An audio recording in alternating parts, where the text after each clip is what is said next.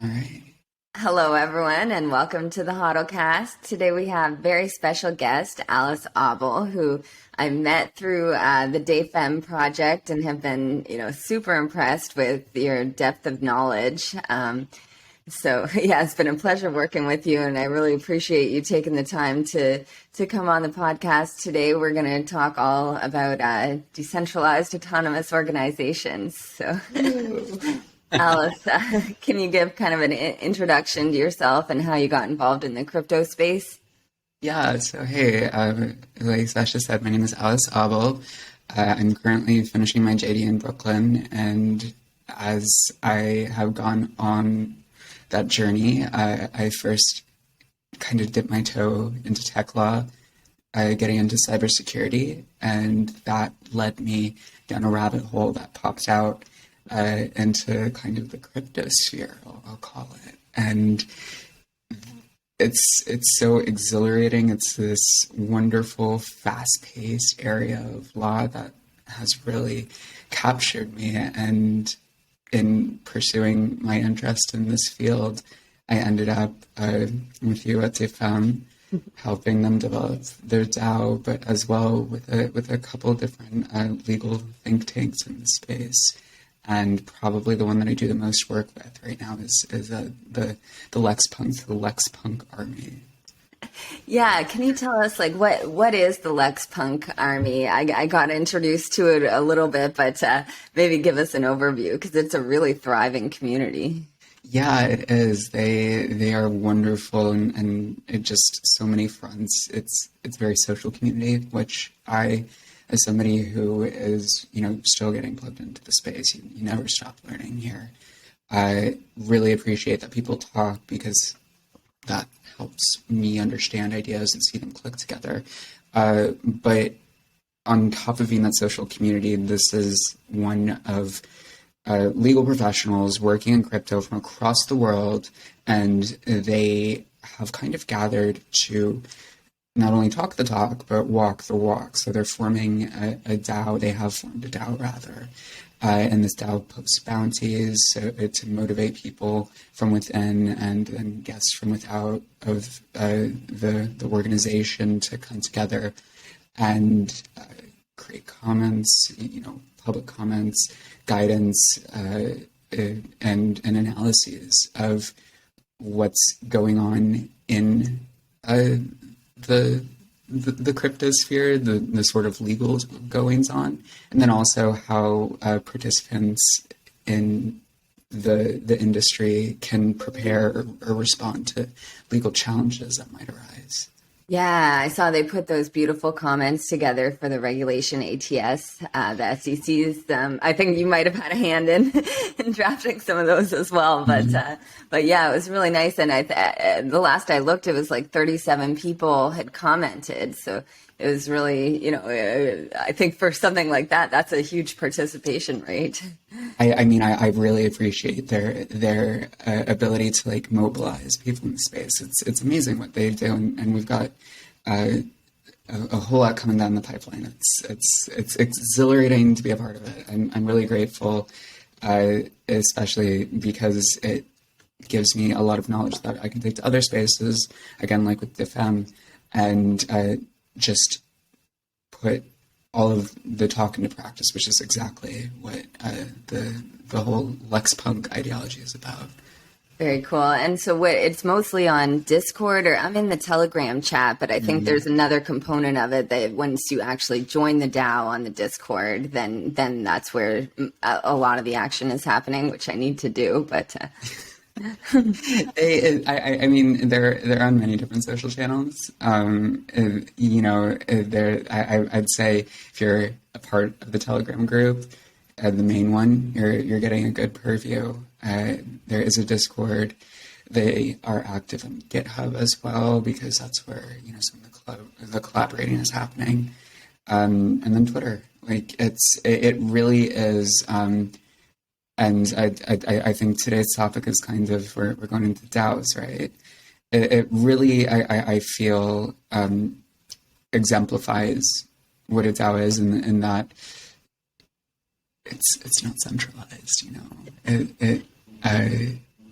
it is an association of people. And so there's no one place, which means that the power to mobilize, that bringing together, isn't just in the Discord. It's not just in the Telegram. It's wherever somebody would need it. If they kind of walk into the proverbial room, the Lex Punk space, and go like, "Hey guys, this seems like a problem." Boom, you have, just a team of experts instantly there, ready to talk and maybe whip something up. Mm-hmm. And they keep it fun. There's lots of good memes and stuff going around too. That's the best part. Yeah. So Alice, like, what can you tell for anyone that's, they say like explain something for a 5-year-old? Like, what is a DAO? Yeah, so a DAO, I mean, by its name, is a decentralized autonomous organization. And for crypto, we go through hot buzzwords. I'd say last year our big one was DeFi, and this year it's definitely DAO.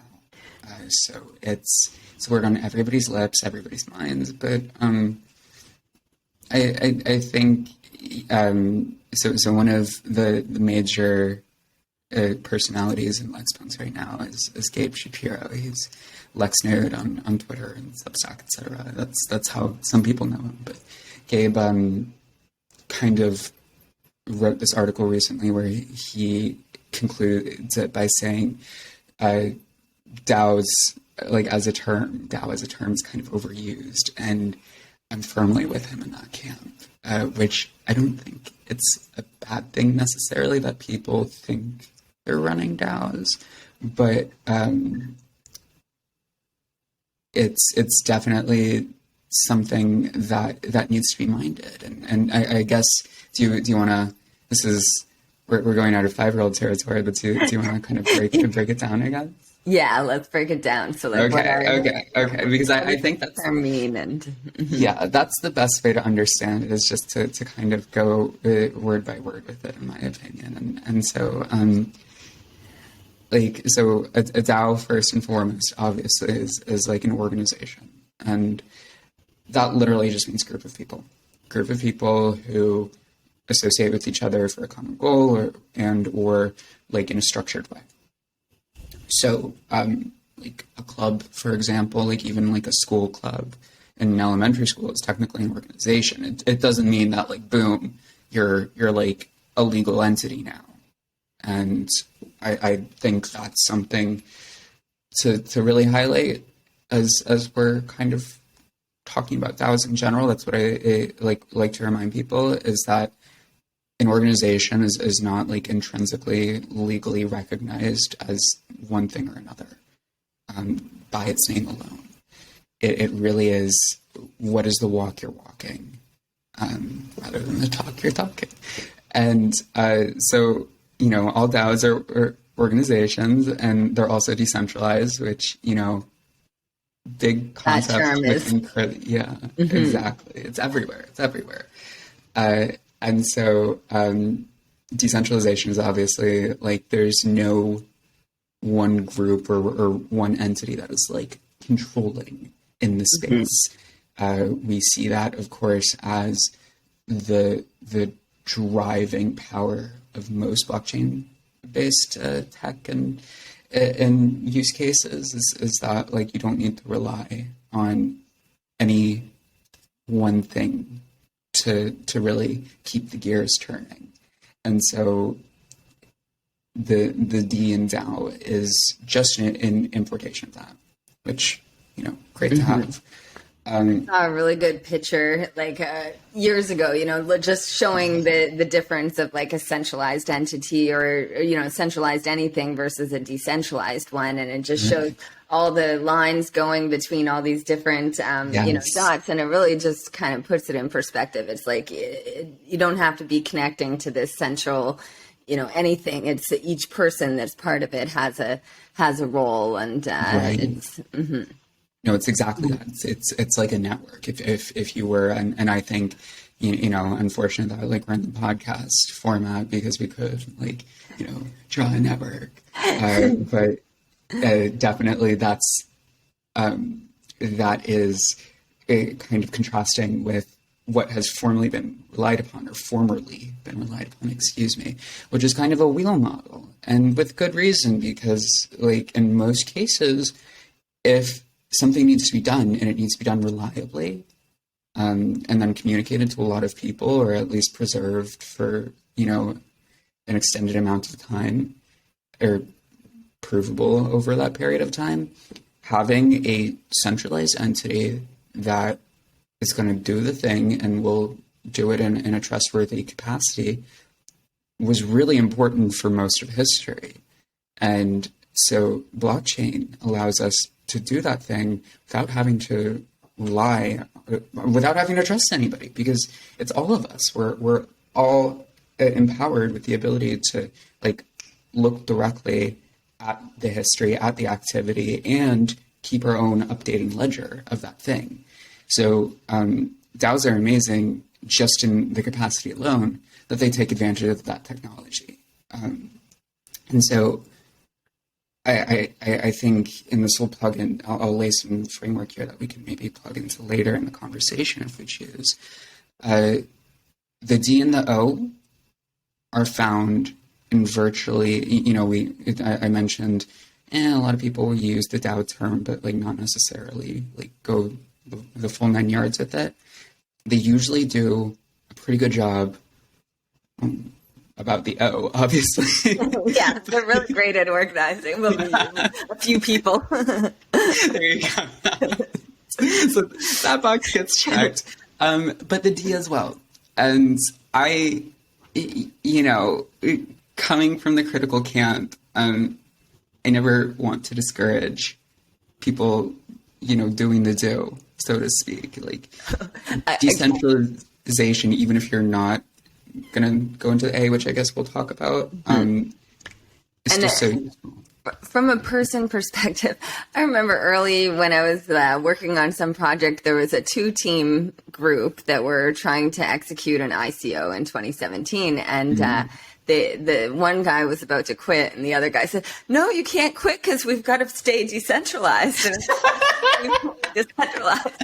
I remember hearing it and thinking, "Oh my gosh, he thinks he's decentralized with 2 of them." But like, it was just the funniest thing. But do you think there is like a magic number, or what are some factors that you can look at to really understand if someone's if an organization might be decentralized? I hate to do like the lawyerly thing here, but it depends. Context is always king in law. And to that end, though, even if it's 2 people, the use of, and this is a big part of the decentralized thing, which I don't want to discourage people from, if they do it smartly, always, do this with your vision being 2020 or as close as possible. A smart contract.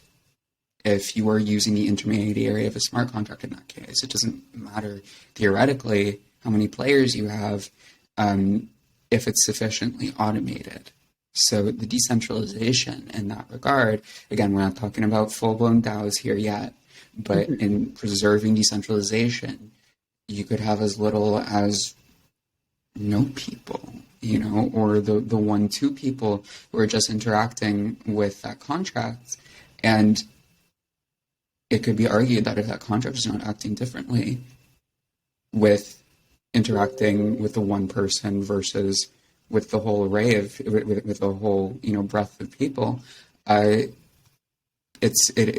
is and always has been decentralized. Excuse me, I'm getting notifications all over the place. So yeah, I think if you're going off of raw numbers of people, well, certainly like, I don't know, 10 people, it's completely arbitrary if you're going off of like numbers of people, because what matters more is how they associate.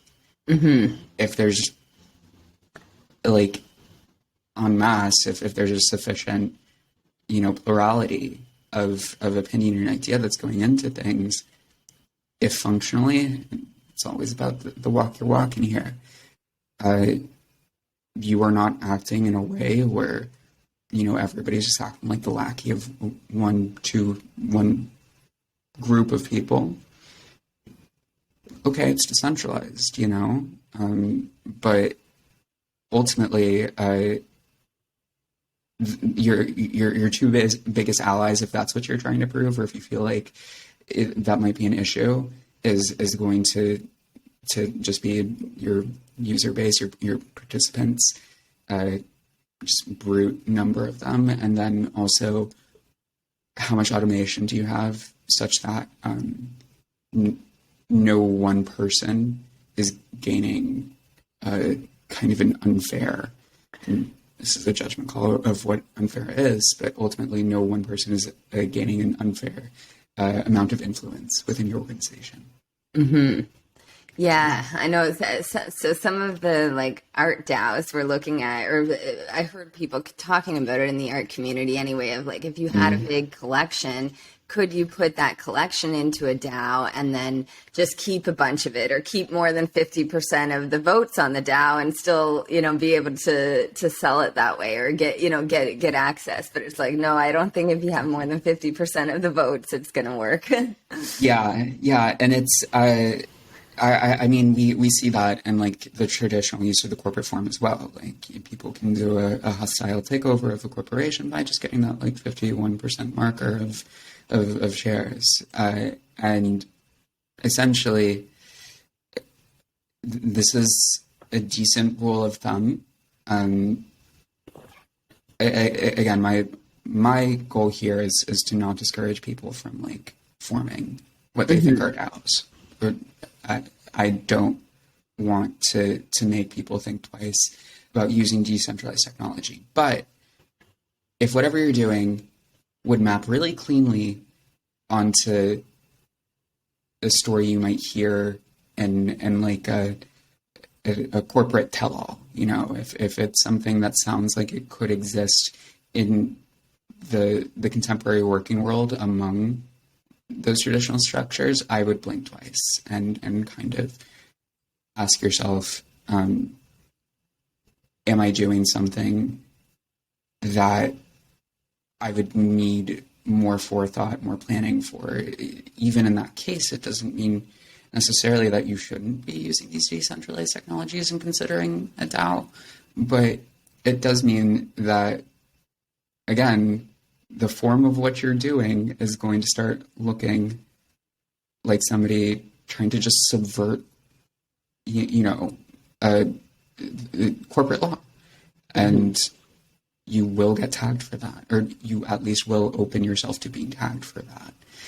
So like you just said, that kind of, well, if I just hold the majority of the votes in the DAO, can I, control my art collection? Well, we can tell immediately what you're doing there, buddy. And that's the bottom line. And then where does the autonomous part come in? I think that's the key, the key to it all, or a big part of it anyway. And that's the part that even me, who's been in the space for years, says sometimes I get nervous talking about it because it sounds so technical. And you guys in the Lex Punk Army, you're all, a lot of them lawyers there, know how to code smart contracts, and it is a little bit daunting sometimes to hear about what is this autonomous part. So, but it is, from my understanding anyway, the key to it all.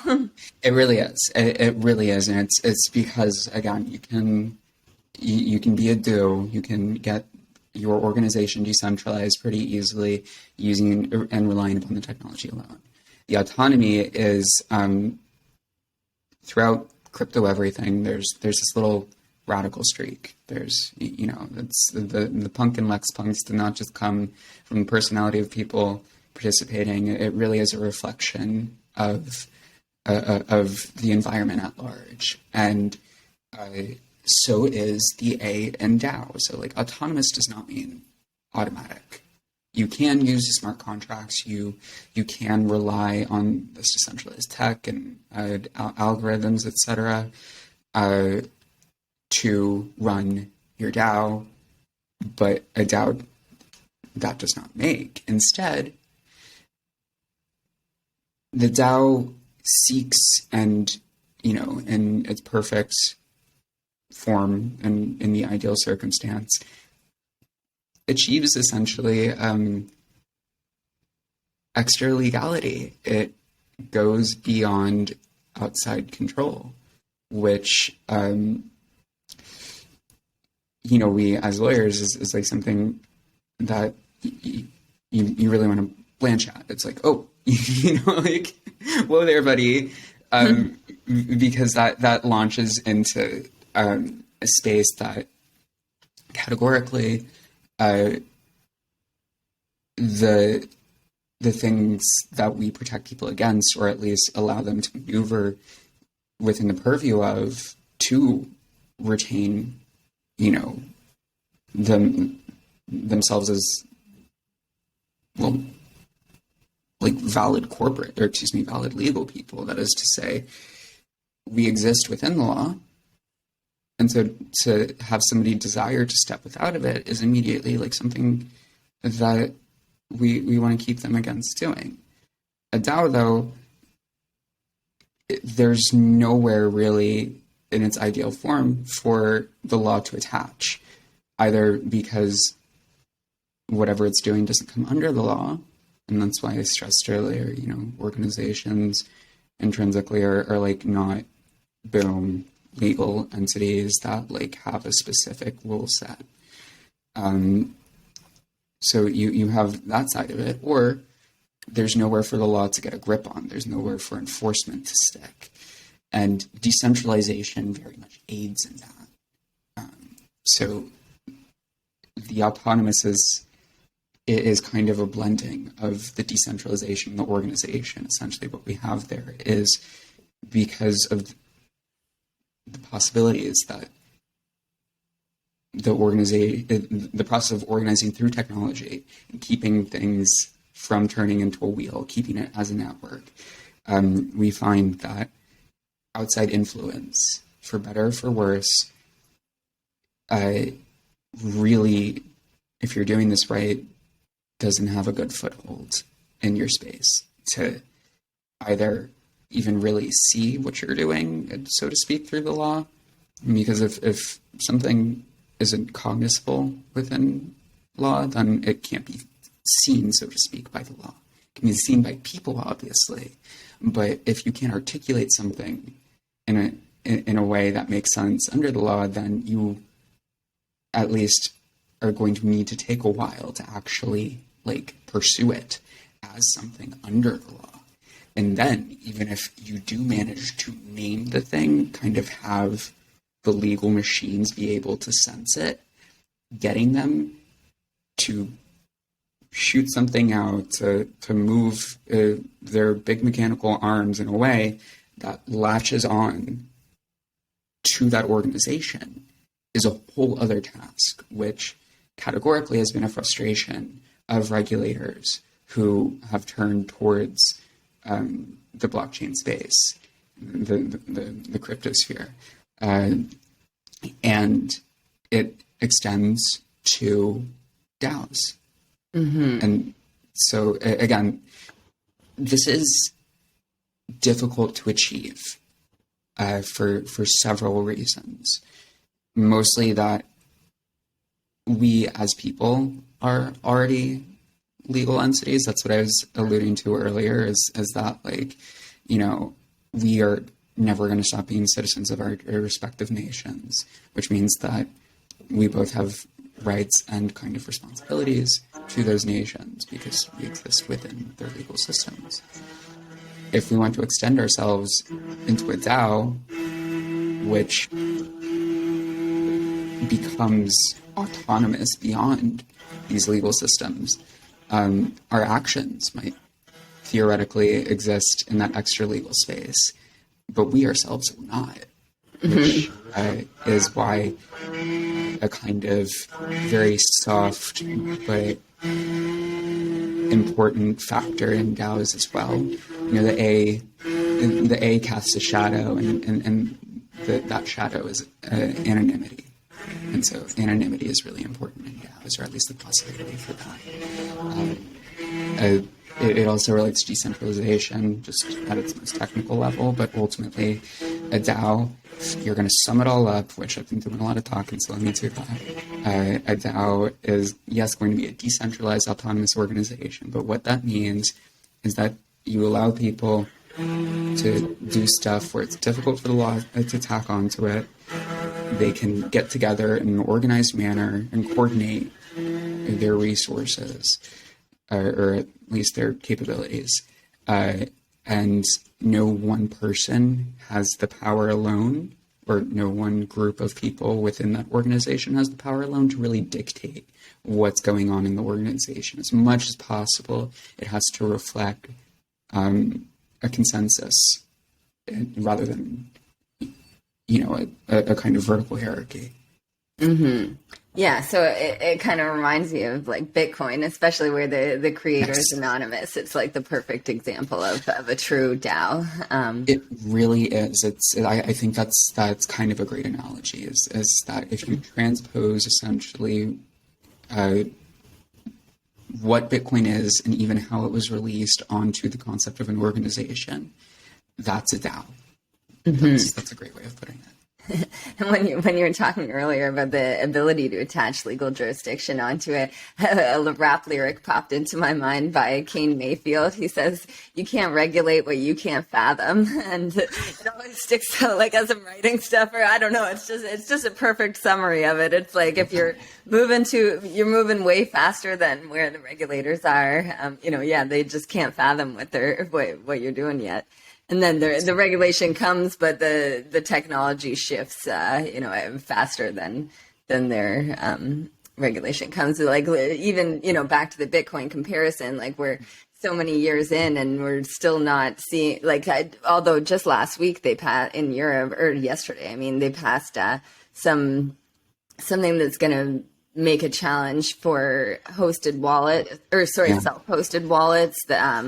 But, it's taken all these years for them to that's the first really bad regulation. And again, because of the anonymous side of it, it's likely that people can avoid that area where they put the bad rules in and just operate in other areas, or people can choose to accept it so that it never needs to be cashed out into the traditional system. Like it's just too late now to put anything like that with it and have some kind of meaningful impact with it.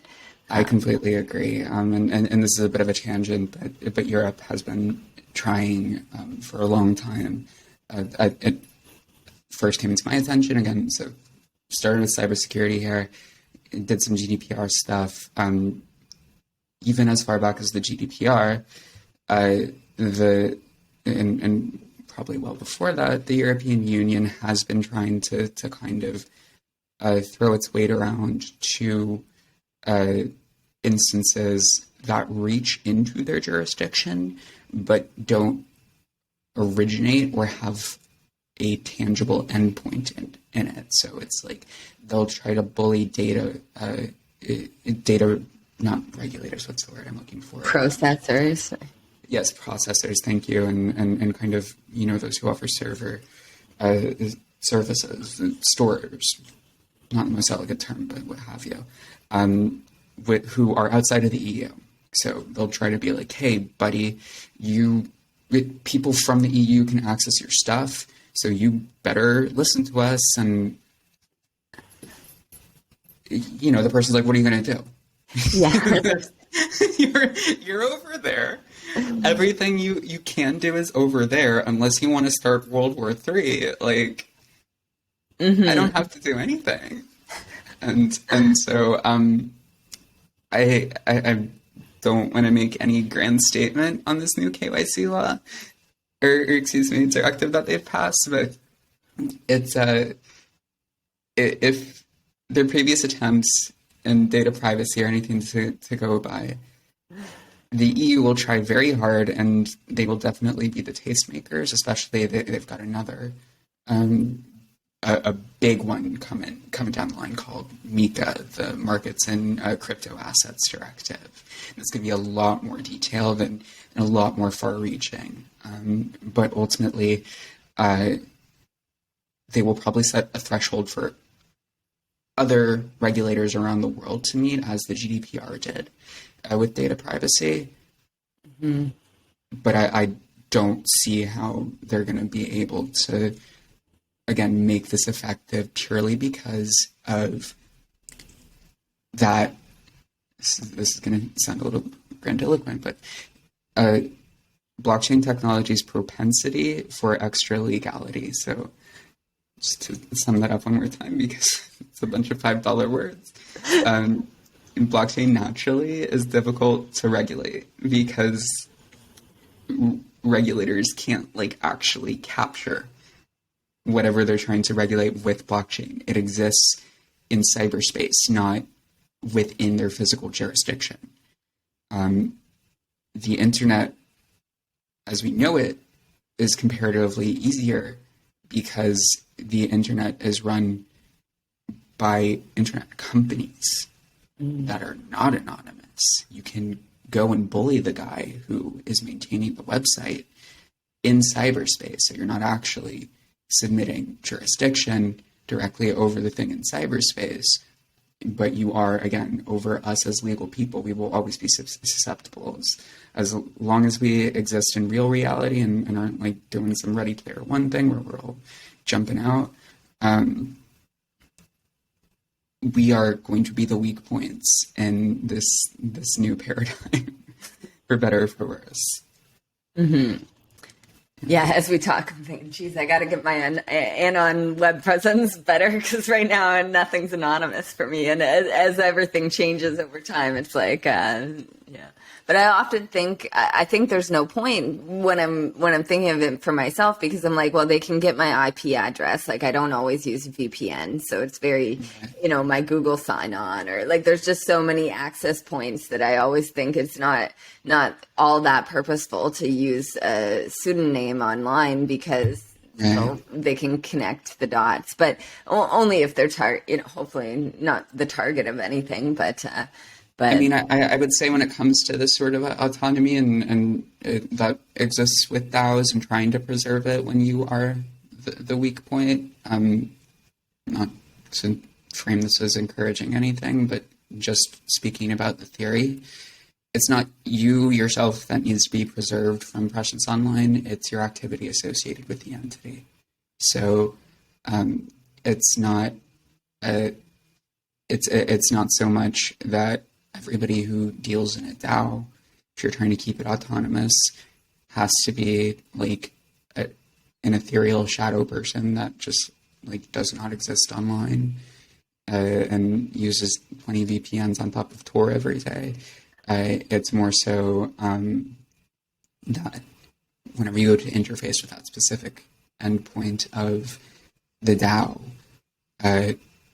just make sure whatever you're doing is squeaky, or make sure that you are using some extra caution there. And then as long as you can't connect A to B, it will exist in that space. For again, the for better or for worse thing. This all comes with the caveat that I know so many people in this space who think that being beyond the law like this is a great thing, and not for the immoral things that immediately spring to mind when you think of going beyond the law. I know people who have legitimate concern and kind of negative experience being oppressed under current laws, and so it's the reason why I'm encouraging technology is that if you think something unjust is happening and the justice system itself is not serving you, which that is a increasingly common gripe, here is an option. Here at least in the most lexicological capacity, the kind of theory of law capacity, is a possible revolution on how people determine their rights.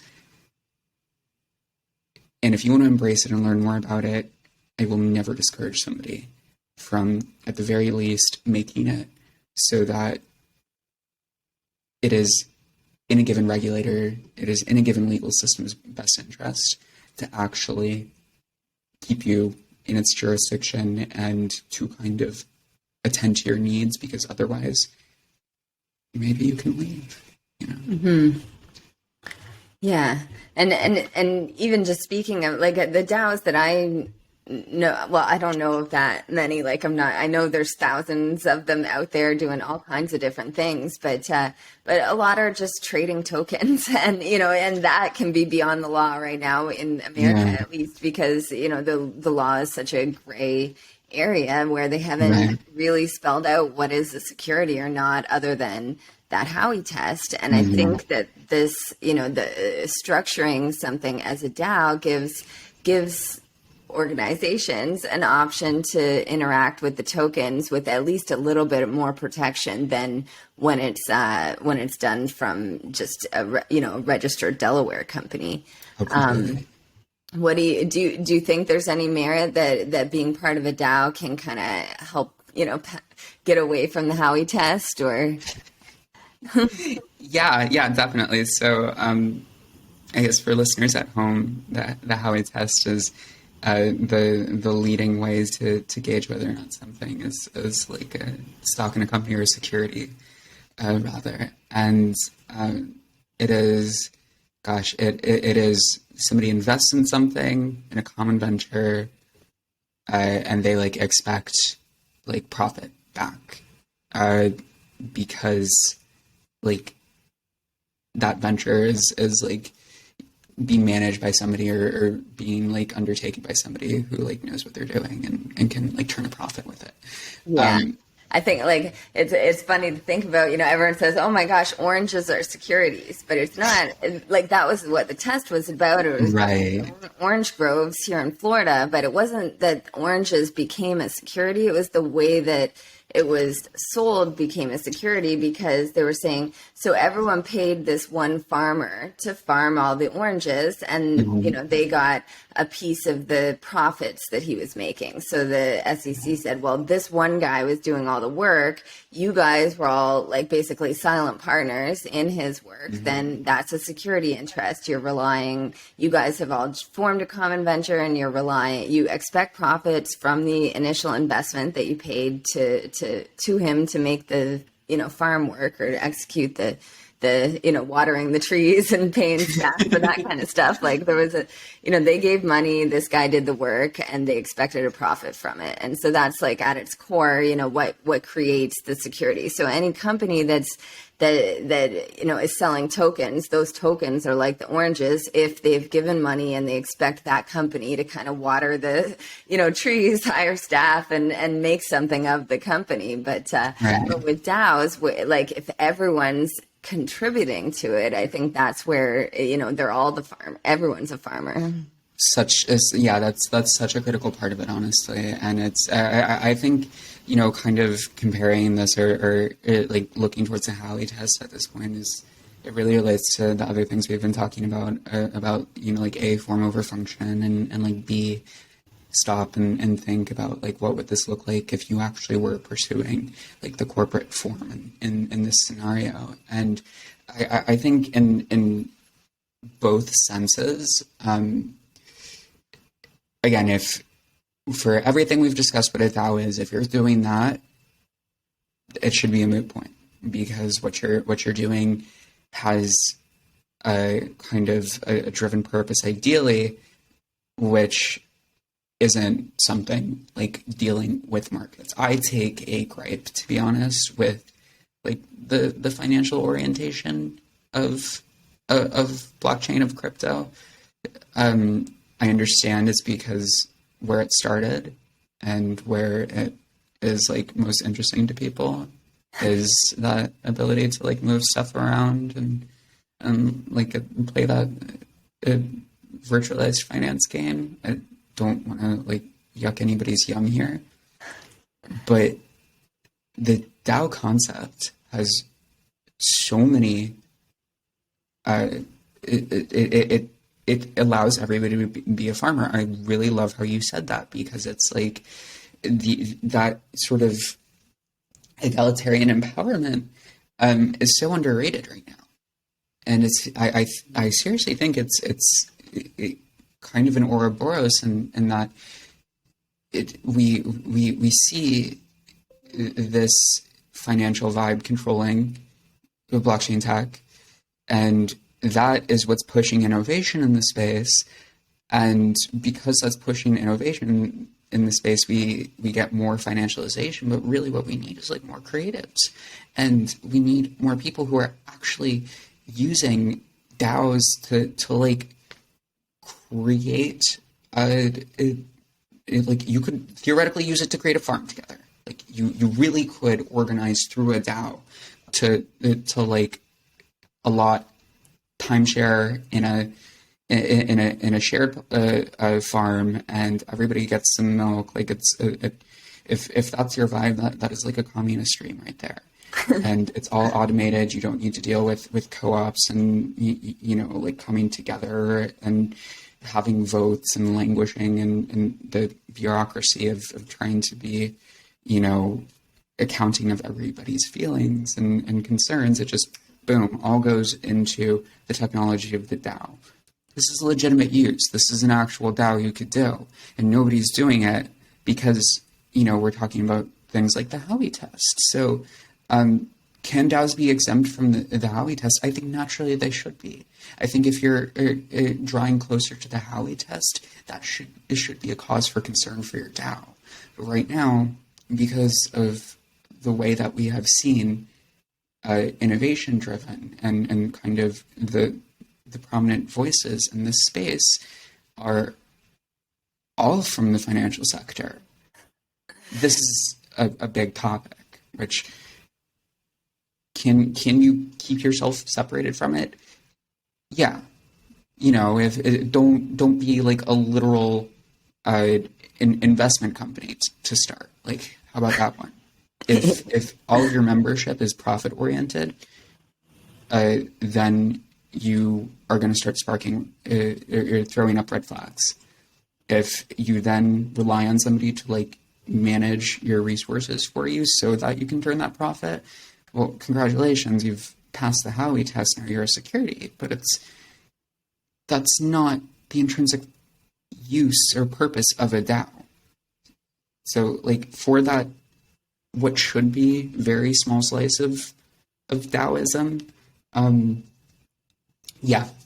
worry about it.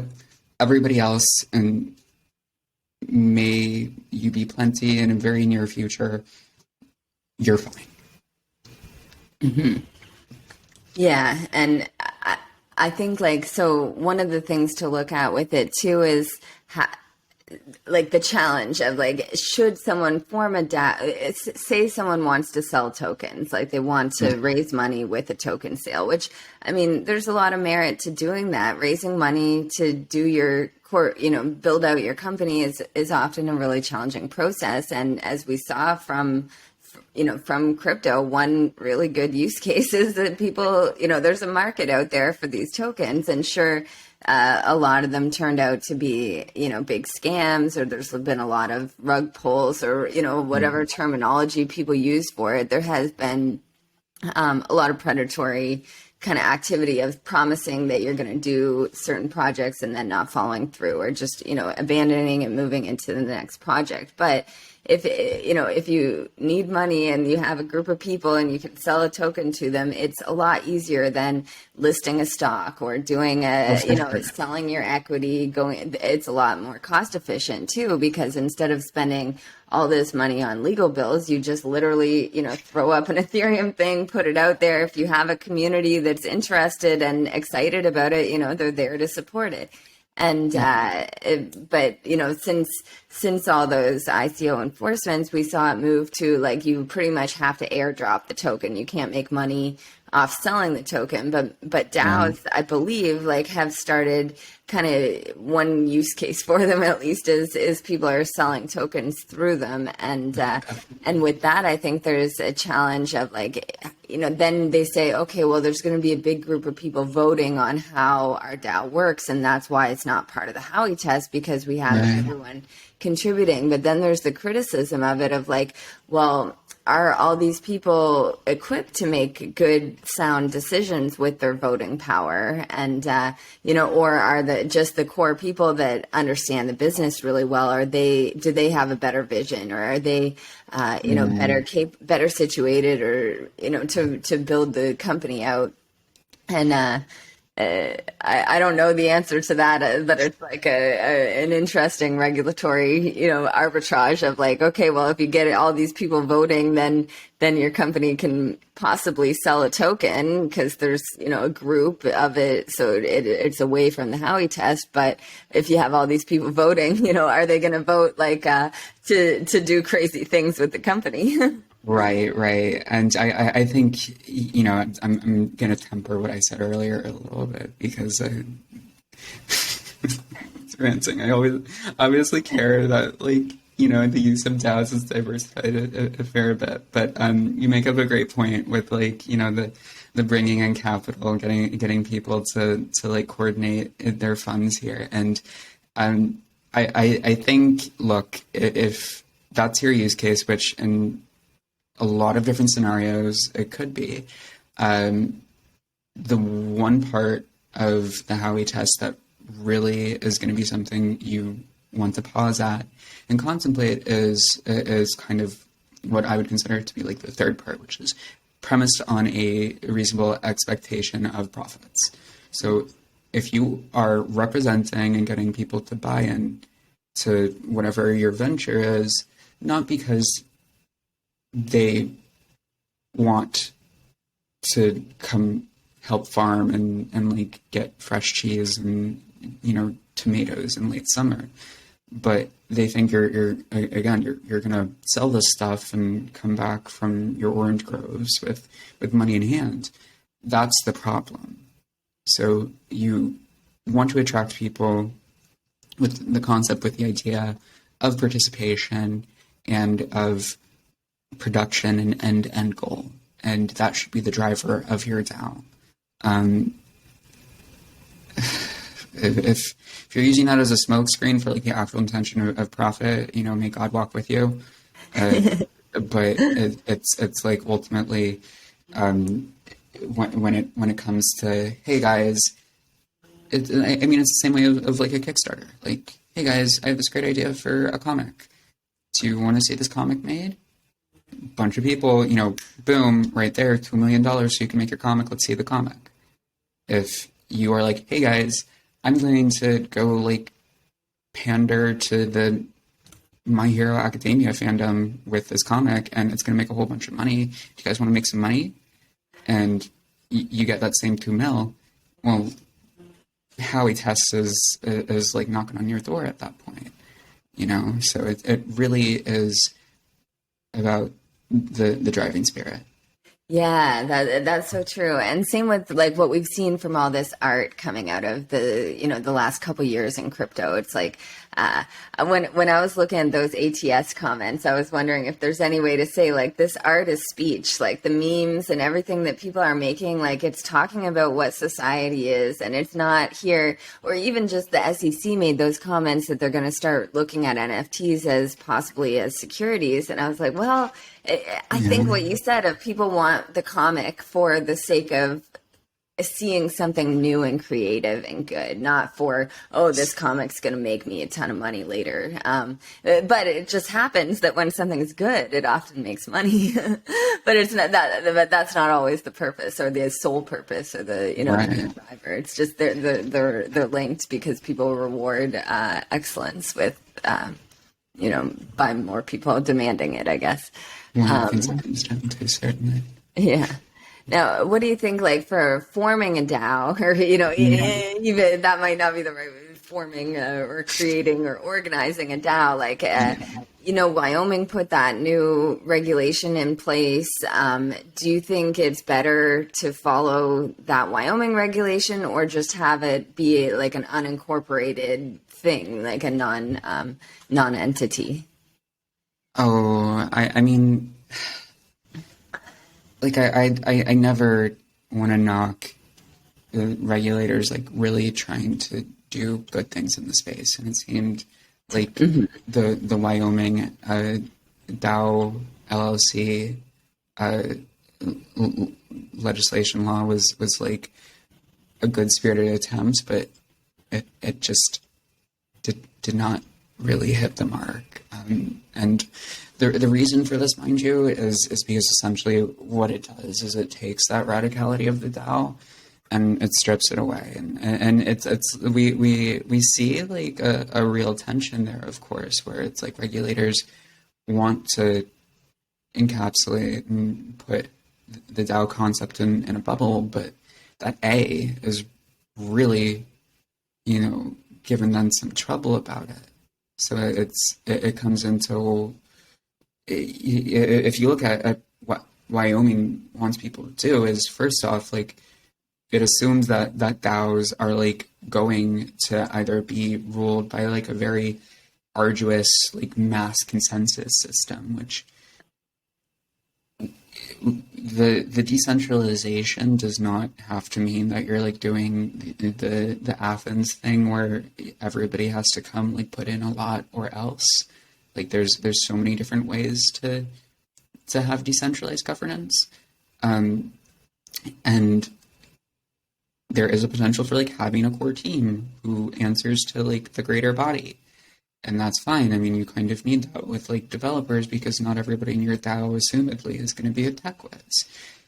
So you have just from the get-go a real tension with the form of what a DAO is. And then Wyoming's like, oh, well, you can either have it be ruled by this mass consensus or you can have it ruled by like a one smart contract. And by the way, put that smart contract's address, like on-chain address, in your articles of formation, which that's not great. Like that could be a real problem. And they're subject to change all the time. Like, so you've got, yeah. Exactly. So it's you just see like a bunch of compounding issues, and it gets to the point where the question becomes, less like, well, why not Wyoming, and more so why Wyoming, and the only real reason I can think of right now is that it attaches you to a jurisdiction in the case that there would be like fallout within the DAO or like pertaining to the DAO. And even then, it's like there's so many other problems that you would just immediately run into if you try to drag a DAO into a legal system. Like, it just would not. The amount of frustration that it could potentially bring to use the Wyoming form is not worth anything that it could provide in terms of like limiting liability on the back end. Mm-hmm. Yeah, and I think the Wyoming one asks for the names of all the members, which is like, also a constantly evolving or changing thing. I was wondering if it could just be a record of your wallet address instead of your name in that area that they're looking for, but I don't think that's the spirit of how they wrote it. But I was just going to say, it's a little. A lot of the body of that law, which is another thing I don't like, is like really vague. So I would need to refresh myself on like the member disclosure thing, but relatedly, and this is a big cloud on the horizon. But there's this law called the Corporate Transparency Act, which had passed. This is a federal law, and it's meant to be regulated upon by the FinCEN. What does FinCEN stand for? The Financial Crime Enforcement Network. Yeah. No, it is network. Okay. Yeah. I was just like, network is a weird thing to call a government agency, but sure. Yeah. Anyway, they've been tasked with enforcing this thing, and they did release their enforcement last month, or the comment period closed for their enforcement last month. And basically what they were saying was exactly this, Wyoming thing was that like, a DAO potentially would like have to disclose all of its members, or face federal level penalty, which, like, again, as with the Europeans, it's kind of like, good luck with that. If you say so, but for all that's being written down, I think it's the complete reverse of what we've been talking about, where, what matters with DAOs is what you're doing here. When it's on the regulator end, there's a lot of bark, and the bites when they come are harsh, and they are well known and well publicized, but they're not as far reaching. I would pretty firmly say as the regulators themselves would like them to be. Yeah, I tend to agree.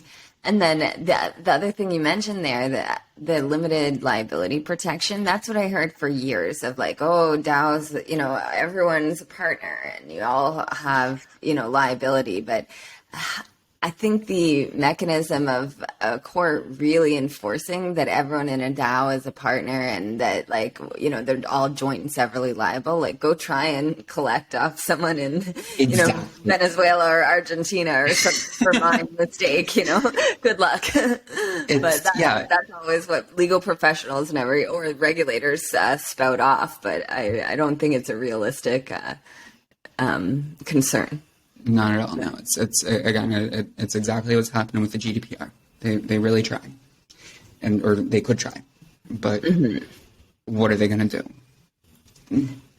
This is like, I think we've got a really cool position in the matter, not just like as people who are participating, but just as mere observers. Even it's like with the law, we rely on the very least that the terms of the law are going to change and shift and can be interpreted. The system that produces the law and that flexibility, like the whole kind of superstructure around it, we've always considered intrinsic and rigid and like as unyielding as like, courthouse columns. Everything's is set in stone. And so far as like, the things around the law. And because of that, when you have something that's slippery and can move around those superstructures, are they going to start moving now? What's coming down the pipeline?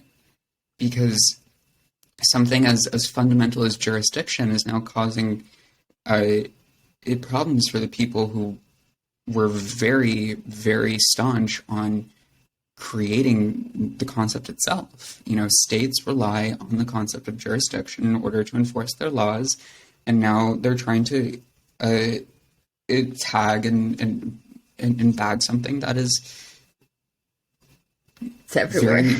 It's extra jurisdictional. Like, what are they going to do about it? Yeah, we're living through a very exciting time here. Yeah, it's like a bit of a revolutionary idea. Yeah, and we're only very early in it too. Hopefully it doesn't get stifled, but I just don't think it's possible to completely stifle this stuff at this stage.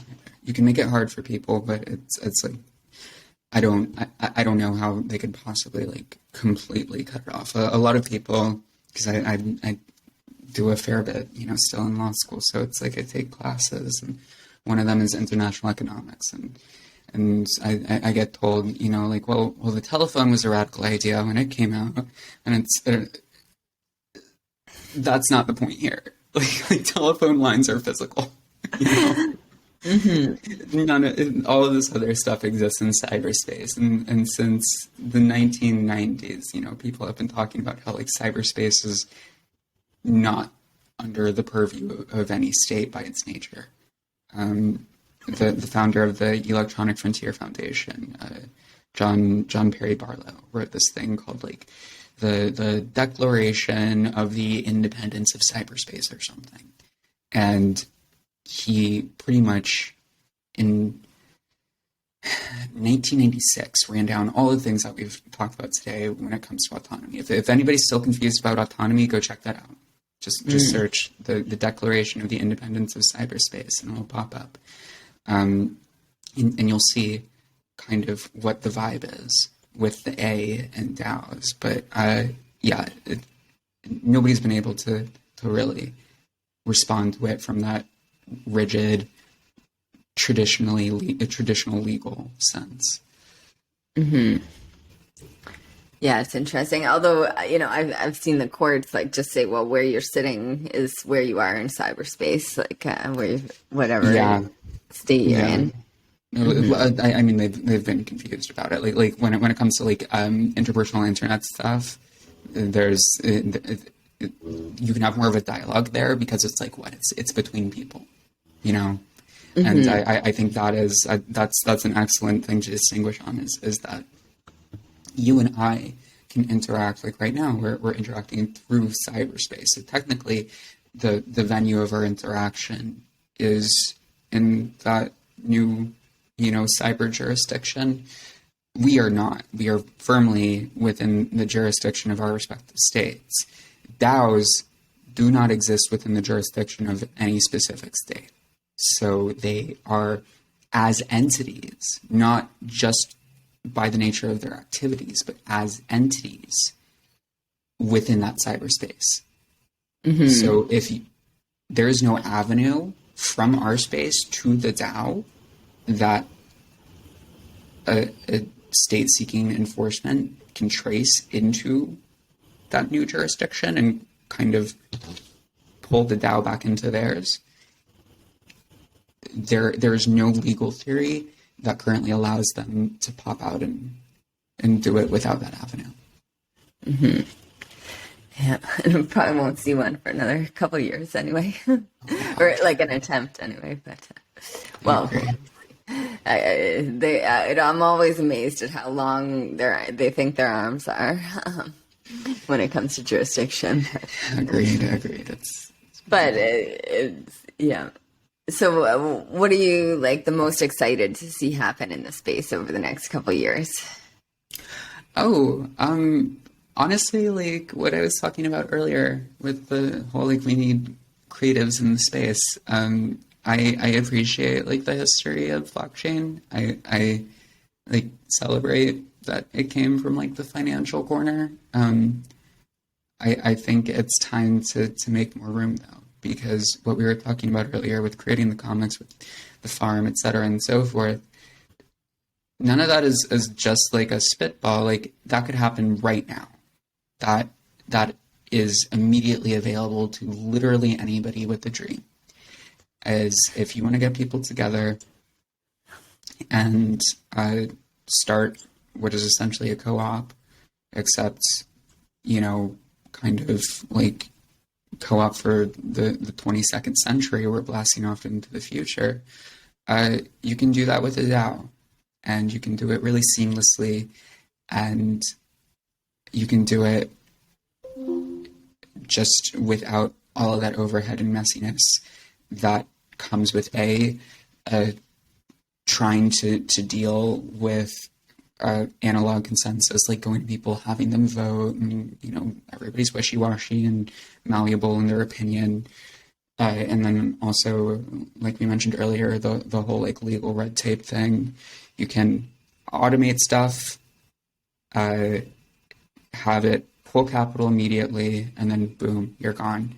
And or not you're gone, but like you're blasting off, to the stars, baby. At Astra. And I would still encourage people, like, even if you're not like jiving with the absolute extreme concept of the DAO, because it is an extreme when you're a person rooted in this traditional legal system, to pop out of it we've been conditioned to think like, whoa, let's slow down. You can still use the tools that DAOs are known for, and that people have been, misrepresenting DAOs as. That's still legitimate use cases.